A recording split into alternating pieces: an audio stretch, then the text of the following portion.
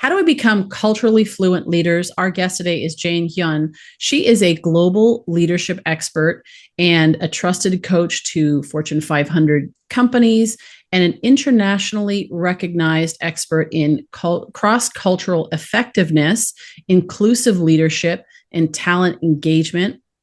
She is the best-selling author of Breaking the Bamboo Ceiling and co-author of Flex, the new playbook for managing across differences.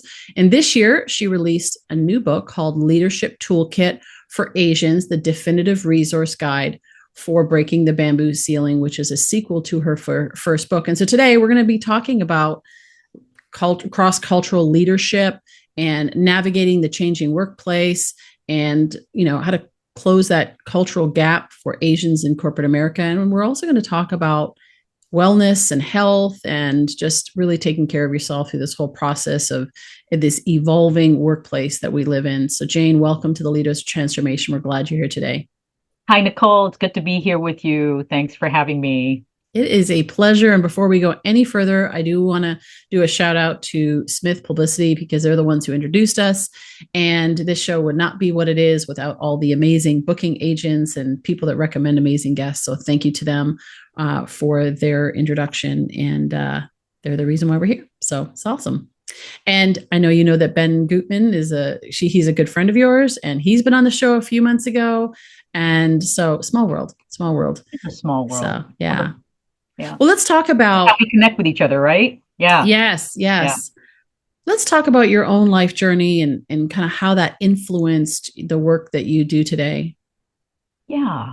Yeah. My life, I think, has been a bit of a path of different places and travel. I live in New York City now, as you know, but I grew up in South Korea. So I had kind of my first formative years of first 8 years in this profoundly different cultural context. And, I grew up at a time in Korea where there was very little immigration to South Korea, right? It was basically anybody who I grew up with looked like me. Right? They had black hair, spoke Korean, and it really was a kind of a homogenous environment, right? Monocultural environment. And those early years, kind of shaped me in profound ways, and I grew up in a school system where you had maybe about 60 kids and one teacher, no assistant teacher. Wow. But it was absolutely quiet. It was this silent classroom because there was this profound sense of, when you're learning in the classroom, you're not making a lot of noise, right? You're not asking a lot of questions to the teacher. Because if you asked too many questions, you were kind of seen as argumentative and disrespectful. So it wasn't really something that was acceptable to do. So, you got punished sometimes, if you kind of were out of line. And I remember there were monitors that kind of make sure that you kind of kept the order in the classroom. So there was this kind of like law and order, to how things were done. And then our family moved to New York City, and that was really a chasm of difference for me.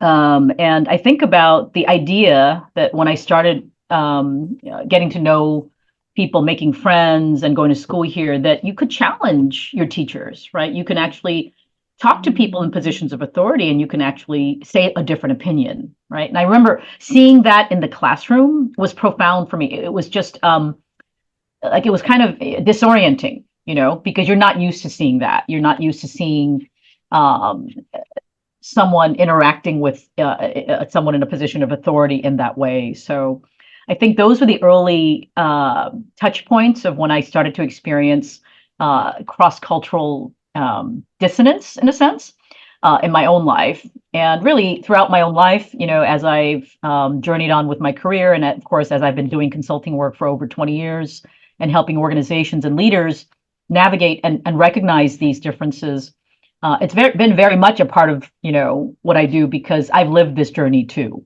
right? So I've walked in your shoes. I know how hard it is. And trying to give them some tools and some framing for making sense of that disorientation that might happen. Yeah.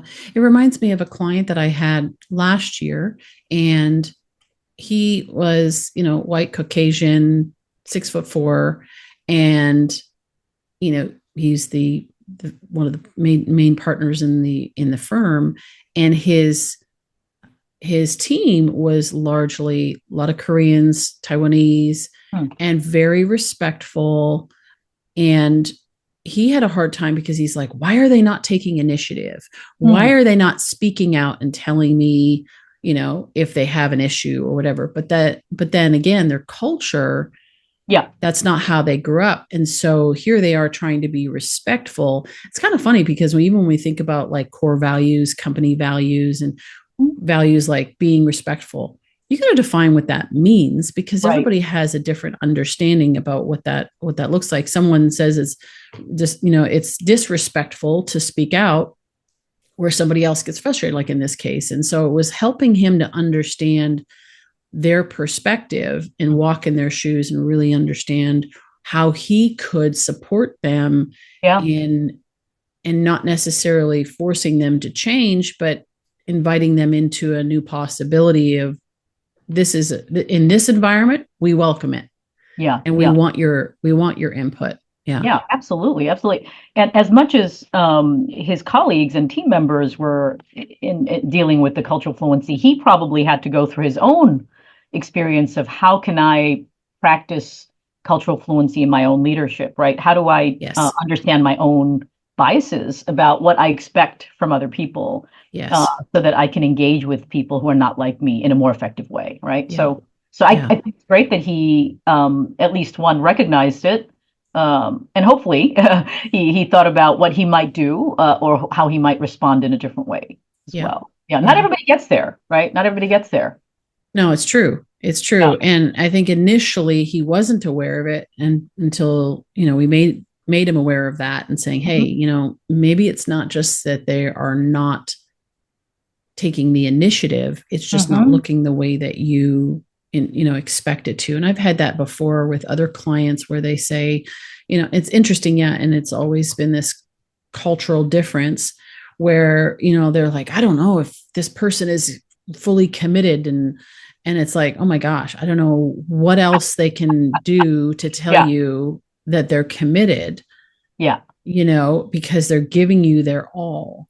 And Yeah. it doesn't look like what you're expecting, Mm. because your style is different. And Yeah. oftentimes this also happens between entrepreneurs and maybe somebody who has like an employee mindset too, because some entrepreneurs are, you know, they're the flavor of the day, right? Like every day is a new idea, and note, today we're going here, and oh, forget that, we're going over here. And that's not Yeah. good leadership, of course, but Mhm. it happens. And Yeah. it's bringing that together, and creating some kind of successful cohesiveness within that team. So talk about what your experience has been, because I know you work with large companies and helping them with this, cultural fluency. Where do you start with that? If, let's say, there's a company that, I don't know, maybe they hire you and they're like, we're having trouble here. Like, where do you begin in that Yeah. process to even making them aware of that? Yeah. We kind of have to figure things out, right? We have to kind of begin with, because by the time that they contact somebody on the outside, things are going on, right? Things Yes. have happened, mistakes are made, misunderstandings have happened, all sorts of stuff could have gone down by the time they actually say, maybe we can use an outsider, right? And I'm sure you get similar inquiries from a leadership side, to support you. And so, I would say, no matter where they are in that journey of cultural fluency and understanding how to navigate that, I go in wherever they are, and then we start with kind of, taking a snapshot of where they are. Like, where are they in this process? Are they um, do they really recognize the issue for what it is? Do they not even know what it is that they're walking into? Or are they so far behind that we need to do some repair, right? So I think for me, it doesn't really matter, what I walk into, but it's really helping us to understand, but also having them see. Sometimes it's helpful for me to be a mirror for them to say, here's how you're dealing with it. Here's where you are in your mindset, so that we can figure out what are the things we can do as an intervention from the outside, but what can you do on the inside to ensure that these processes are set in place so that leaders are set up to succeed in the future? Yeah. Mm-hmm. Mm-hmm. So I would say, you ask about where do we even start? I think it just depends on where they are. Mm-hmm. And of course, we work with leaders to determine what skills are needed, both in groups and one-on-one, Okay. to go to the next step. Yeah, but that's a great question, right? That's a great question. Where do we even start? Yeah. It's always good when people when they feel like we need help, and we can't do it by ourselves because we don't have the resources and or knowledge or insight to do that. Hmm. Yeah. Now, obviously, it's both sides, right? Having a greater understanding of how to work together effectively. So once you've established where they're at and where you're starting from, what are some of the most common things that come up, and how do you deal with those issues? Yeah. You talk about I think, misunderstandings and things yeah, that, yeah. yeah. I think a lot of times people don't know what's cultural and what's not, right? So, there were times when I was approached by, let's say, the head of HR of a business or something, because it was a global line of business that was going through something, and they were having issues. They didn't know what the issues were, but they're having issues, and so, and it was impacting the business, right? Whether it was missed delivery deadlines, whether it was huge conflicts that were causing disconnects across different lines of business. So, that's kind of common because a lot of times you don't know what's happening and you can't always diagnose that, from the inside. So, for us, that's probably an easy way to start the conversation. In other situations, we do get engaged by diversity initiatives, right? Where companies are trying to create a more inclusive work culture. And so part of building that is building cross-cultural effectiveness and cultural fluency. So I feel like um, where people reach out to us, it's different and varied. But a typical place is there's something going on. We can't handle it from our normal organizational initiatives, and let's figure out what to do. Yeah. Now, in your books, some of your books are geared also to this idea of helping from the other side, Yep. somebody who's an aspiring leader and they want to be promoted, they want to move up through the ranks, Mm. and maybe they're being misunderstood and they need some tools to be able to assert themselves more, to bring Mhm. all of what they have to offer to the table. Yeah. So if somebody was listening and they were in that position, what would you tell them? Yeah. So, actually, my most recent book, Leadership Toolkit for Asians, talks a lot about how do you, when you're not from the dominant culture of an organization or of a cultural environment, how do you bring yourself to the workplace in the most possible, in the best possible way, right? In the most authentic way that you can. Um, I would say it's going to require figuring out a little bit of the digging deep part, right? Because at some point, in order to bring more of yourself, my whole part two of the book is about bringing your full self to the workplace, and there's chapters in it that really are a lot of self-assessment exercises to understand who you really are. What are your values? Because at some point, if you want to be authentic, you have to know what you stand for. Uh, Mm. if you don't know, then you want to spend some time thinking about that and reflecting on that. How can I, and if you don't know, how do you discover that, right? How do you start to examine, what are the things that are not negotiable for me, that are truly important, and how can we bring more of those things that's inside that we've been developing out to the people in our universe, whether that's our family members, our team members, the people who should recognize me and see me for who I am, right, as well. So I would say that's a really important place where we do a lot of digging deep and looking at self-assessment activities. I have an activity in the book that looks at kind of reconciling your values with your organizations. So it helps you think about your cultural values. What were you raised with? And I actually share a sample leadership model of someone I worked with that was an Asian American, Korean American person like me, and really there was a sense of that core values that he was raised with in his family, and he started with that, and then he started to identify what other aspects of his background he wanted to demonstrate in himself. So I would say that is a really important start because it's talked about a lot, right? People often talk about, well, you got to be yourself, You got to bring your authentic self if you want to be successful. And I hear that everywhere. But how does that look for someone for whom maybe it's difficult for people to accept you, right, for yourself, if you do come with a different set of cultural values or experience or show up in a different way? Yeah. So I think that there needs to be some aspect of centering of that and grounding in order to begin that conversation of, yes, this is who I am. I can adapt, right? And I can do that with different parties of people I work with. But at the end of the day, this is how I'm going to do it, right? It's not going to look like the neighbor that's sitting next to me or my coworker or my boss even. Yeah. And how do you communicate that? So let's say, for example, when you talk about what you stand for, there's a way that you do things, and you're saying, so maybe give us a specific example of something that someone would stand for and say, this is what I stand for, and these are my values around that. How do I align those values with the company values, and then articulate that to supervisor or direct report or whatever, somebody that I'm reporting to say, this is who I stand for, and I will get the results you're looking for. I'm just going to do it, this particular way. Yeah, I think you need to think about your manager and how supportive he or she is of who you are, right? I think that's a starting point. We like to assume people have the best of intentions, but sometimes people work for people who don't necessarily believe that, right? That they might just say, well, if you want to be successful here, you've got to do it like this. Right.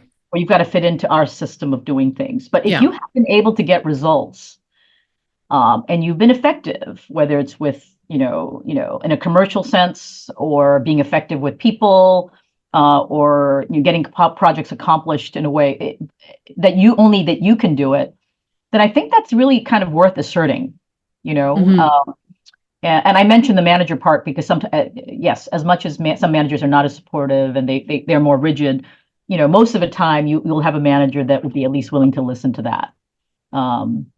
So I think it's demonstrating it, right, and showing it, and at some point giving evidence of that when you have your one-on-ones, when you have the conversations about feedback as well. Because if you can't demonstrate it, right, if you can't show that you're able to be effective in a variety of settings, then it's not going to work.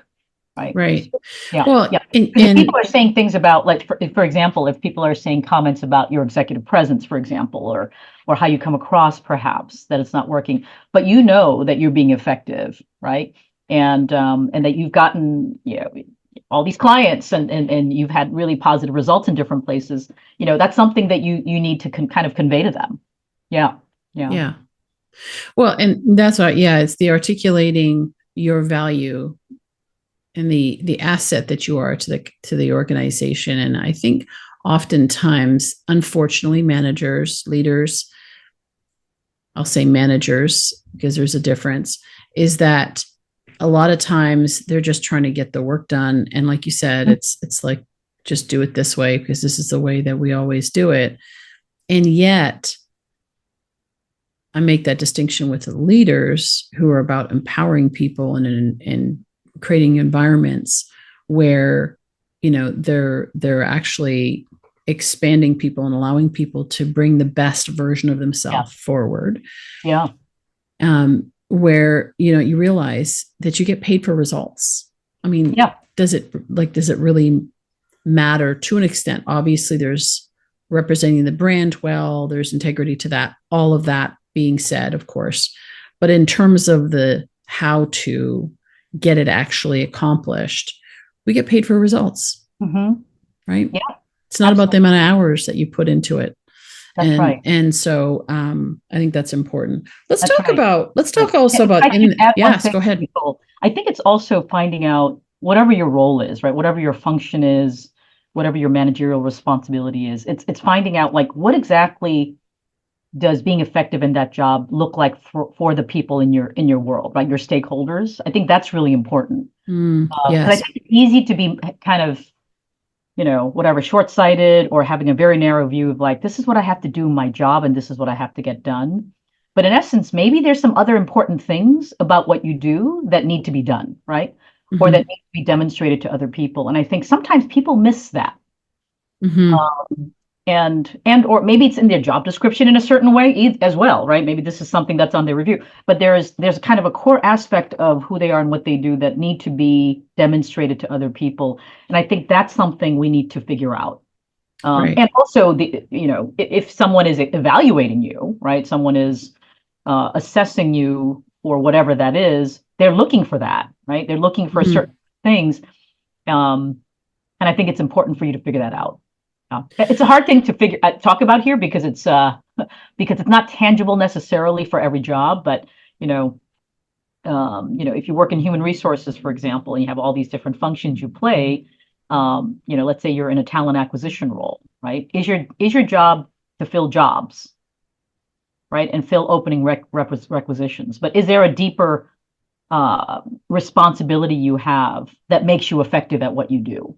Right? Mm-hmm. To do Mm-hmm. that in a prior life, undergraduate and MBA recruiting efforts. And so I knew that some were more effective than others, right? And it was that not just about getting jobs filled, right? And Yeah. filling seats and job recs, right? There's a lot more to that, that if you can unlock how to do it really well, that you're going to be seen as a value added player. Yeah. So anyway, I just wanted to add Yeah. that. Yeah. And I'm glad Sometimes it's you, hard for people to figure that out, right? Yeah. yeah. Yeah. And I'm glad you shared that, even that as an example, because yeah, I think a lot of it is like mismanaged expectations. Here, somebody's saying, well, this is my job. My job description says fill the role, right? Hmm. Or fill the spots. And yet what has not been perhaps communicated effectively or interpreted, translated on the other side, is that it's really about developing a team, an effective, high performing team that has this particular culture, like we're changing the culture, or we're Hmm. elevating it, or whatever we're doing. And maybe that's the bigger picture. So I think it's also Absolutely. in that Absolutely. understanding what is the bigger mission of the company, and what each role, and that's for all of That's us, right. anyone who is, look, as a coach, Yeah. as a consultant, somebody who's going in, I need to understand what their mission is and their vision. They may say, hey, I want you to come in and do this workshop on X, Y, and Z. And it's like, well, okay, so how does this fit into the bigger picture so that I understand? Because if all I do is this and I don't understand this, I'm Hmm. probably going to That's miss the right. mark. That's right. Absolutely. Absolutely. Yeah. Yeah. Yeah. So I think about one quality, even as we were looking at that function, is, do you know the business cold? Yeah. Right? Can you convey that to the candidates that you're meeting, right? To the jobs that you're Mm-hmm. filling? I think that's something that may not be articulately stated in a job description, but that's probably a really important part of your job. And Yes. how I demonstrate it may be different from how you demonstrate it, Nicole, but it has to be something that is core, that Yeah. and I saw as a really core thing, that needed to be there. Yeah. So anyway, It's I just good. thought it's important to talk about in light of being culturally fluent, that you're doing that with the right context, right? Uh, Yes. and you're knowing how to be adaptive, with the core things that people are looking for, that you're shaping it in the words that they need to know. Yeah. Yeah. Yeah. It's translating it. We're Hmm. talking about Yep. fluency, translating it into a way that even your manager or leader Yeah. will understand. It's like you're translating, you're basically, that's, are being able, can you articulate your value proposition just like an entrepreneur does? I always say, like we all own our own company. It's called You Inc. That's Burke right. Hedges wrote a Right. book many years ago on this topic, and we all own our own company. It's You Inc. And whether we're going and acquiring 10 clients or 50 clients, or one client who's going to pay us our full salary, either way, we need to understand how we bring that value proposition. What's our unique selling proposition? What's our value proposition that we bring to the table? Because Absolutely. that's what people pay for. So it's so Yeah. good. Let's Yeah. shift gears and let's talk about taking care of yourself and looking inward. And I Mm. know that you've had bit of a challenging year, right? Personally dealing with, the loss of your father, and my condolences to you Thank on you. that. And then launching a book and doing all the other things. How do you how have you been able to take care of yourself in that process? Yeah, thank you, Nicole. And when you mentioned my father, I just kind of like softened, because he was such a great guy. So the topic of taking care of myself has for me been my own learning experience too. Because 20 years ago, I probably didn't do that as readily. I was probably as hard charging as the next business person next to me. And I didn't take that many breaks. I didn't think I needed that many breaks. I think the first time I realized that grief and sadness, and all of those emotions that come along with losing someone happened for the first time, probably when I lost my mom about 5 years ago.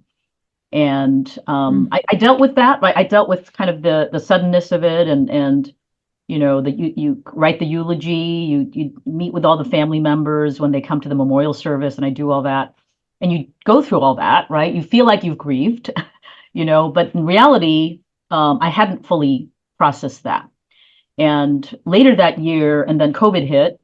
I was doing a lot of work. I was doing everything virtually, and I just kind of hit a wall. There was a time when I just felt so burnt out, and I started to feel very heavy. Like my body felt heavy in very weird ways.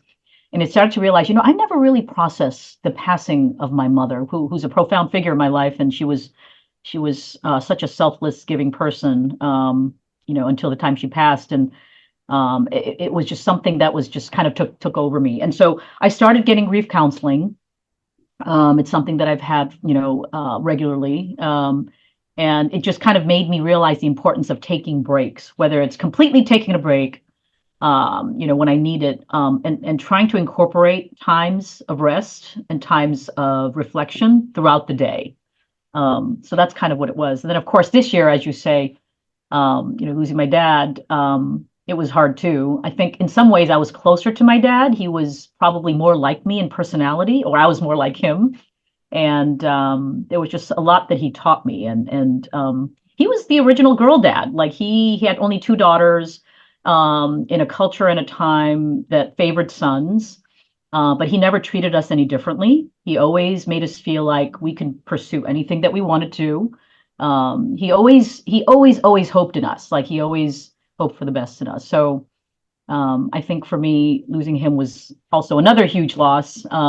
So in a way, this year it has been a kind of a season of grief and joy, right? It was wonderful to get the book out and all of that, but it was in the background. But in the background, it was this, my dad couldn't be here to share in that with me as well. Mm. So for me, it's not such something I tell my clients and I share with people who I'm working with, but I'm hopefully trying to live that out too, and being mindful that the grief does reside in my body too, right? And I need to hear and listen to that, and not ignore it, which is Yeah. what I typically did in the past. It wasn't something that I attended to. It's interesting because when my parents passed away, well, when my dad passed away first and then my mom, and when my mom passed away, there was also some other stuff going on. I got divorced in that same time frame, and so it was about 2 months after my mom had died where the divorce was finalized. I found out it was finalized, and here I am. I'm a driven like we're driven, focused, type Mhm. A, get it done.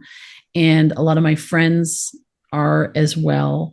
And I remember somebody specifically saying to me, Nicole, power through this. You're going to be fine. You just keep going through. And I was like, yeah, that's not actually what I need right now. I Mhm. need a minute. It's been a crazy season of a lot of things, and I just need some time. And so often I think we don't give ourselves the permission to do that because we think we need to hustle and grind and push forward and break through and all of those nice, catchy phrases. And I think that's why we have a lot of leaders that are disconnected Yes. emotionally Yeah. and psychologically from their teams is Mm-hmm. because that's what they feel that they've needed to do. And maybe that's what they've needed to do to Mm. keep the business going and to continue on in that role, rather than being able to take the time. And grief is such an interesting thing, is we're not actually taught how to grieve Mm-mm. in society. I mean, I've had guests on the show. Dan Dakini talked about losing his grandson. Mm-hmm. It was a freak accident. Yeah. And and then he actually he's a transformational leader. He brought his whole family. I said, what did you do? And he said, I brought our whole family together, and we lived in this, we rented a place, and we stayed in this place for 2 months and just were being with each other. Mm. You never hear people do that, Oh, I right? love that. I love that. Yeah. So powerful. Both the And visual and the actual act. Yeah, yes, that's really yes. wonderful. And to walk through that process, because what I realized in my journey is that if I didn't do it then, it would just continue to fester Yes. and grow. And I've worked with so many clients who are frozen Mm. emotionally, Yeah. clients that and people that are, you talk about like bringing the all of you to the workplace, all of you to what you do. But if that very important piece has been shut off, That's right. then you're not able to do that. And Right. so I've had clients that are literally trying to figure out what their life purpose is, and they can't find figure out their life purpose because they're so frozen in time because something happened years ago that they've never dealt with. And so to give ourselves permission, we talk about whole workplace, whole person workplaces and all that, but really to give people the opportunity. It's not about weakness, but it's Not at about all. compassion, Not at all. and to really be present with our emotions, because we're talking about connecting and sensing what people need, and how do we connect with more effectively with others. Mm-hmm. That's right. And Right. we need to be connected to ourselves before we can even do that with Oh, for anyone sure, else. for sure. And to your point, Nicole, I think because of the grief I've experienced, I think my heart has become more softened to those who are hurting. Yes, I can say that too. Yeah. You know what I mean? Mm-hmm. So Yep. I kind of feel for the ones who are more marginalized or feeling like their voices are not heard. When someone's going through a hard time, I feel more of the empathy than I used to feel. So I think Yeah. that's it's hit a very interesting chord in me that didn't exist as much before. Mm-hmm. Yeah, yeah. So I think that's a good thing. There's some positives that have come out of the loss. Yeah. Um, and I think I've changed in that way too. Mm. It's a different me than what I was 5 or 6 years ago. Yeah. Yeah. I'm glad that I'm still growing, at this point in my life. Yeah. Well, I think we need to be always growing or we're dying, right? There's either one of the two. Hmm. And with that in mind, actually, a great segue. Let's talk about trends and what you see in business, and from a cultural standpoint, even the diversity and where we're at, and what do you see that needs to happen that's not currently present, that needs to be more, um, put forward Hmm. as it relates to the work that you do? Yeah, yeah. You know, our mission is to develop culturally fluent leaders, who can make a difference in the world and can bring out the best in other people, right? So I would say I think the skills that we're trying to teach are more important than ever, Mm-hmm. because inherently by trying to be more effective with people who are not like you, right? And Mm-hmm. that's kind of the muscle that we're training people on, whatever that difference is. Mm-hmm. It could be racial or ethnic difference. It could be gender. It could be different disability or whatever difference it is that you're trying to solve for, right? Is you know we really need to kind of lean into um, the vulnerable side of ourselves, right? Of that we don't know everything, because you have a totally different way of thinking and making decisions and communicating and resolving issues. And so I have to be okay with that. I have to understand that in a deep way, and I have to try to figure out how to build a bridge with you. So I think that skill of connecting with and having more empathy for and then building and practicing the capability of practicing this so that I can meet you where you are. I think that's a real important skill for us right now. Mm, And I think it's a real important skill. I don't know if you have kids, for teenagers and college students and those entering the workforce, yeah. more than ever, because they're entering into a world that's, interconnected. They're bombarded by AI. They're dealing with anxiety issues. I think they're going to really need more of this skill more than ever, not just for themselves, but to be better workers, better partners in the world. Yeah. So, yeah, I do feel like it's a critical skill that we need to really invest in. And yeah, yeah. And Well, be ready for the ride, right? Be ready for the journey.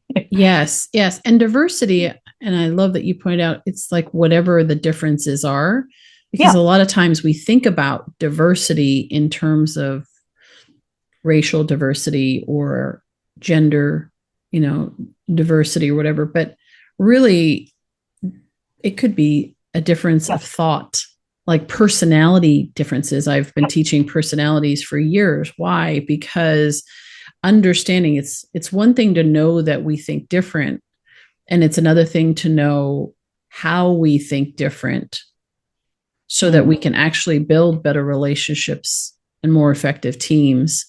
And no matter where that difference of thought comes from, whether it is my gender, whether it is my culture, my upbringing, environment, socioeconomic, whatever, or my personality and my life experience, we all think differently. And it's to be curious, to seek to understand, as opposed to make assumptions or judgments. I think that's really powerful. As we wrap up here, I'd love to hear, practically speaking, how do you do this from a standpoint of daily habits, but specifically, even like, as you said, we need to practice these things. What do you do each day to maintain your presence to this? Because I know as type A, we're focused, we want to get results, we want to move forward. And it's like, oh yeah, I need to stop and check in and recognize, because our biases are so inherent that we need to actually make a practice of it.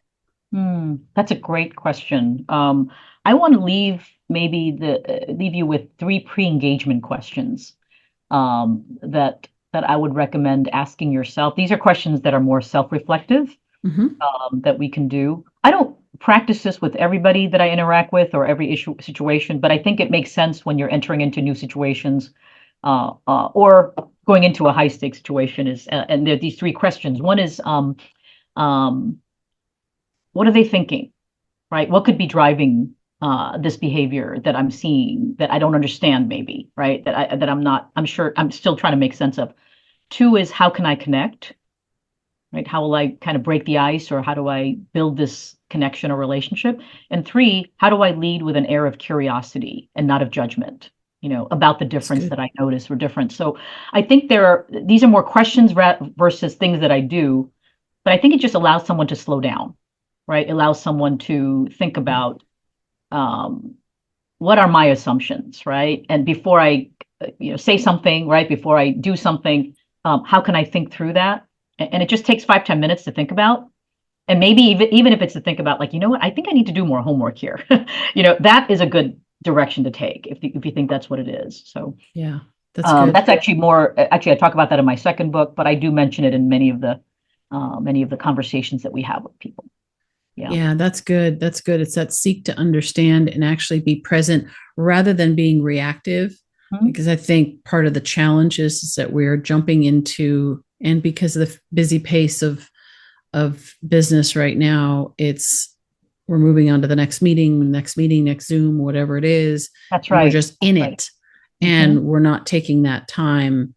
So just that, that habit of saying, like, what are they thinking? How can I connect? That's right. How can I understand and be curious? That is a good practice, just to, before you jump on the next call, or jump into the next meeting, just stop and think for a moment so that you can be responsive versus reactive. That's right. We all, can you imagine if everybody did this? Oh my goodness. Before every conference call or something. Wow. wow, it would be Yeah. different. Yeah. Yeah. Yeah. Well, because most of us, what we do is, unless we are made aware of this, Mhm. we operate like we are the center of our own universe. And so we go into the meeting or any situation at home, at work, wherever, and it's about us. And we're Mhm. very self oriented and we're looking at it through our own perspective for the most part, Yeah. most of us. And so to stop and check in and realize, what if it wasn't about me? Mm. What if it was not about my opinion and what, my expectations are and why they're not doing this to me? I get, actually, not to go, and that's a whole other podcast, but to talk about, how often, even in relationally, personally, people will say, he's not or she's Yeah. not. And it's like, okay, well, Yeah. hang on a sec. Hang on a sec. I was doing a workshop once on personality dynamics, and I just had this thought, and I said, oftentimes we're frustrated with other people. And that frustration is really based on us thinking that I'm frustrated because this person is not doing what I think they should be doing. And who am I to tell them and to expect that they're going to do things my way? And so it's like, just stop and check. Why are you frustrated right now? Mm-hmm. Is it Mm-hmm. because they're not doing what you think they should be doing? Who are you Yeah. to put that on them? I don't, manager, leader, but Yeah. literally we're not looking for drones. We're not looking for robots here. We're looking for people to bring their Mm-hmm. whole person to the And conversation. to think about what they're doing. Yeah. Yeah. The unique Absolutely. perspective. If everybody thinks the same, it's kind of like I've said, even in relationships, it's like, if you both think exactly the same, one of you is unnecessary. It's just like, Yeah. so this is fun, right? Mm-hmm. Yeah. So that's where it makes it interesting. Imagine if we were all the same. Oh my goodness, it would be so boring, right? Mm-hmm. And we would have so many gaps in things that, that we're missing out on. Oh, absolutely. And so it's so important. That diversity is so important that we bring that to the table. It's like, imagine if you went outside and all of nature was all just one flower or one plant. It'd be kind of boring. And it would actually not be even sustainable. Ecologically, it would not be sustainable that way. We would be missing out on so much. So, Mm-hmm. That's right. again, it's one of those principles that is applied in many different areas. So, in nature. Yeah. It's yeah. yeah. So this has been such a great conversation, Jane. Thank you so much. Yeah. We'll make sure that all the links to your books are in the show notes and your website, and so, social links that people can Awesome. reach out to you. Final thought before we wrap up here.